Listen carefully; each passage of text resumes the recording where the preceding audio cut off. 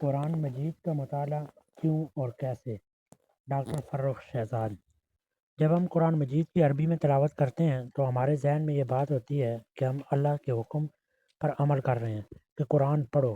بہت سے لوگ روزانہ قرآن مجید کھولتے ہیں اور تلاوت کرتے ہیں۔ چونکہ قرآن مجید عربی زبان میں ہے، اس لیے جب ہم عربی میں تلاوت کرتے ہیں تو ہماری سمجھ میں نہیں آتا۔ ہمیں یہ معلوم نہیں ہوتا کہ ہم کیا پڑھ رہے ہیں۔ اس طرح تلاوت کر کے ہم سوائے ثواب کے کچھ حاصل نہیں کر پاتے۔ حالانکہ قرآن مجید کی تلاوت کا مقصد یہ ہوتا ہے کہ ہم یہ جاننے کی کوشش کریں کہ اللہ تعالیٰ ہمیں کیا کہہ رہا ہے، اس کے احکامات کیا ہیں، اور پھر ان احکامات کی روشنی میں اپنی زندگی گزاریں۔ مقام حیرت ہے کہ ہمارے دل میں یہ خیال ہی پیدا نہیں ہوتا جو ہم پڑھ رہے ہیں اس کا مطلب بھی جاننے کی کوشش کریں۔ حالانکہ کسی بھی انسان کے ہاتھ میں کوئی تحریر آ جائے اور وہ اس کا مطلب نہ جانتا ہو تو وہ بے چین ہو جاتا ہے کہ کسی ایسے آدمی سے رابطہ کرے جو اسے تحریر کا مطلب بتا دے۔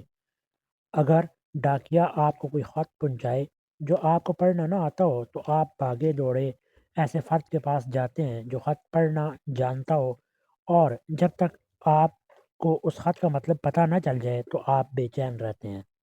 مطلب جاننے کے بعد آپ کی بے چینی ختم ہو جاتی ہے اور آپ سکون میں آ جاتے ہیں۔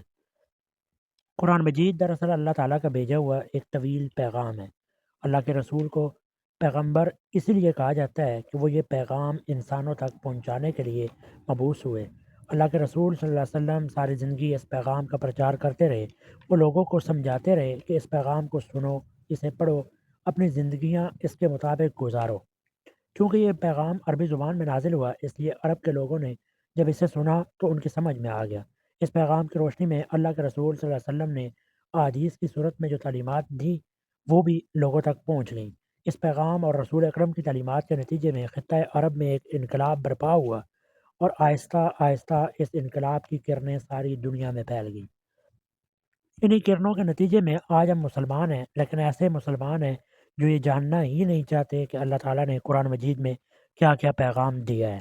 روز محشر اگر اللہ تعالیٰ یہ سوال کرے گا کہ تم نے قرآن پڑھا تھا تو ہم کہیں گے جی اللہ میاں پڑھا تھا۔ اگر اللہ تعالیٰ نے پوچھ لیا اس میں کیا لکھا تھا تو کیا ہم اسے یہ جواب دیں گے کہ وہ تو عربی میں تھا، ہمیں کیا معلوم کہ اس میں کیا لکھا تھا۔ ہمیں قیامت کا انتظار نہیں کرنا چاہیے، ہمیں آج ہی سوچنا چاہیے کہ ہم اللہ کو کیا جواب دیں گے۔ ہم پر فرض ہے کہ اللہ کے بھیجے ہوئے پیغام کو جاننے اور سمجھنے کا وقت نکالیں۔ قرآن مجید کی زیادہ سے زیادہ تلاوت کرنے کا حکم دیا گیا ہے۔ تلاوت ہے قرآن مجید کا مطالعہ کرنا۔ اب سوال یہ ہے کہ ہم قرآن مجید کا مطالعہ کس طرح کریں۔ اس وقت ملک میں بہت سے آسان ترجمے اور تفاسیر موجود ہیں۔ ان میں سب سے زیادہ آسان ترجمہ مولانا مودودی رحمہ اللہ کا لکھا ہوا ہے۔ اس میں دل نشین زبان استعمال کی گئی ہے۔ اس کی دوسری خصوصیت یہ ہے کہ ایک صفحے پر عربی لکھی ہوئی ہے اور سامنے والے صفحے پر اردو ترجمہ۔ اس کا فائدہ یہ ہے کہ عربی کے بعد اردو ترجمہ پڑھتے ہوئے ربط نہیں ٹوٹتا اور آپ ایک پیرائے میں پڑھتے چلے جاتے ہیں۔ مولانا نے پہلے تفسیر لکھی، بعد میں تفسیر کے علاوہ ترجمہ علیحدہ سے شائع کیا گیا۔ اسی طرح وہ خوبصورت تخلیقات وجود میں آئیں۔ اس طرح مولانا شبیر احمد کا 2 رنگوں میں لکھا گیا ترجمہ موجود ہے۔ اس میں عربی کا ہر ایک لفظ کا اسی رنگ میں ترجمہ ہے۔ اسی طرح یہ ایک منفرد اور خوبصورت تخلیق بن جاتی ہے اور زبان بھی آسان استعمال کی گئی۔ چند سال پہلے مفتی تقی عثمانی صاحب کا آسان ترجمہ قرآن کے عنوان سے ترجمہ شائع ہوا۔ مفتی تقی عثمانی صاحب کو چوٹی کے علماء میں بلند ترین مقام حاصل ہے۔ اس ترجمے کی صورت میں لوگوں کو اس سوال کا جواب مل گیا کہ قرآن مجید کا مطالعہ کس طرح کریں۔ بریلوی مکتبہ فکر رکھنے والے افراد پیر کرم شاہ صاحب الازہری کے ترجمے اور تفسیر ضیاء القرآن سے استفادہ کر سکتے ہیں۔ ان کے علاوہ بھی قرآن مجید کے آسان ترجمے موجود ہیں۔ یہاں چند تراجم کی اس لیے نشاندہی کی گئی تاکہ کوئی یہ سوال نہ کرے ہم کون سا ترجمہ پڑھیں، اور قرآن مجید کا مطالعہ کرتے ہوئے کوئی اشکال پیش آئے تو اپنی قریبی مسجد کے امام سے رجوع کرنا چاہیے۔ بہتر یہی ہے کہ اشکال سے صرف صرف نظر کیا جائے اور قرآن مجید کی تعلیمات کی طرف توجہ دی جائے۔ ہر مسلمان کو زندگی میں ایک بار ضرور قرآن کا ترجمہ پڑھنا چاہیے۔ اگرچہ حکم یہ ہے کہ زیادہ سے زیادہ پڑھا جائے، جو جتنی زیادہ تلاوت کرے گا وہ اتنا ہی زیادہ اللہ کی رحمتوں اور برکتوں کو سمیٹے گا۔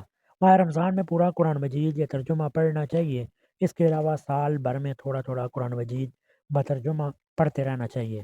آخر میں سوال کا جواب کہ کیا خود قرآن مجید کا مطالعہ کرنے سے ہماری ذمہ داری ختم ہو جاتی ہے؟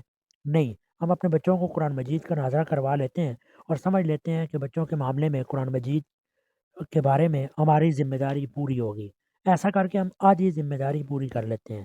مکمل ذمہ داری اس طرح پوری ہوتی ہے کہ جیسے ہی بچے سمجھدار ہوں انہیں قرآن مجید کے ترجمے کا دورہ بھی مکمل کروایا جائے۔ ایسا کر کے ہمیں بے انتہا خوشی محسوس ہوگی اور اپنے بچوں کی دنیا کے ساتھ ساتھ آخرت سنورنے کا ذریعہ بنے گے۔ کیا صرف قرآن مجید کا مطالعہ کر لینا ہی کافی ہے؟ نہیں، اللہ کے رسول صلی اللہ علیہ وسلم نے دو طرح کے پیغامات ہم تک پہنچائے، ایک قرآن مجید اور دوسری وہ تعلیمات جن کا قرآن مجید میں ذکر نہیں۔ یہ تعلیمات احادیث نبوی صلی اللہ علیہ وسلم کی صورت میں موجود ہیں۔ ہر مسلمان کو قرآن کے مطالعے کے علاوہ احادیث نبوی صلی اللہ علیہ وسلم اور سیرت النبی صلی اللہ علیہ وسلم کا بھی باقاعدہ سے مطالعہ کرنا چاہیے۔ جزاکم اللہ الخیر۔